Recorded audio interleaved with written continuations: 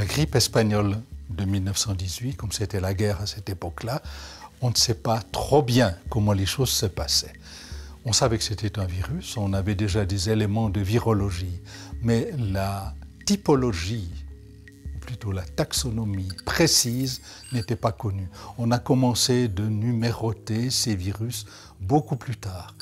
Et c'est beaucoup plus tard qu'on a examiné le sang des personnes qui avaient fait la grippe espagnole, et c'est là qu'on a nommé le premier virus H1N1. Et à partir de là, on a numéroté les virus H2, H3N2, H5N1, H7N7, etc. En réalité, au laboratoire, on n'est pas capable de voir physiquement le virus. C'est beaucoup trop petit, on n'a pas d'outils pour ça. Ce qu'on peut voir quand on fait une surveillance du virus de l'influenza, c'est qu'en fait, on a des méthodes indirectes pour voir la présence ou l'absence de ce virus au sein d'un échantillon clinique. Un frottis de nez nasopharyngé, par exemple. La méthode va être de détecter la présence du génome, c'est-à-dire comme notre génome, on a un génome dans nos cellules propres, le virus a un génome qui lui est caractéristique, et on a des outils moléculaires pour voir s'il y a présence ou absence de ce génome au sein d'un échantillon clinique.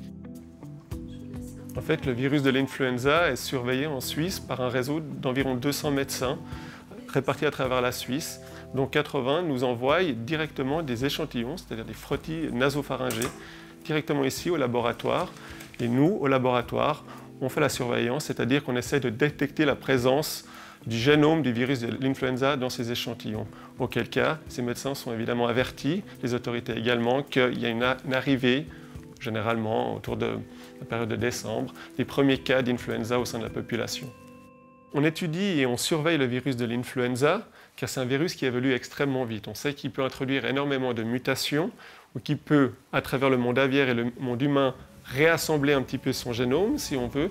Et donc, on peut avoir un virus qui, potentiellement, ne répond plus au traitement disponible, ou encore un virus qui ne serait pas en adéquation avec le vaccin utilisé pour vacciner la population, mais également on pourrait avoir l'introduction à partir du monde animal, principalement du monde aviaire ou du monde porcin, d'un nouveau virus pour lequel la population mondiale ne serait absolument pas immune, et donc là on courrait le risque d'avoir une nouvelle pandémie. C'est ce qui a été le cas en 2009.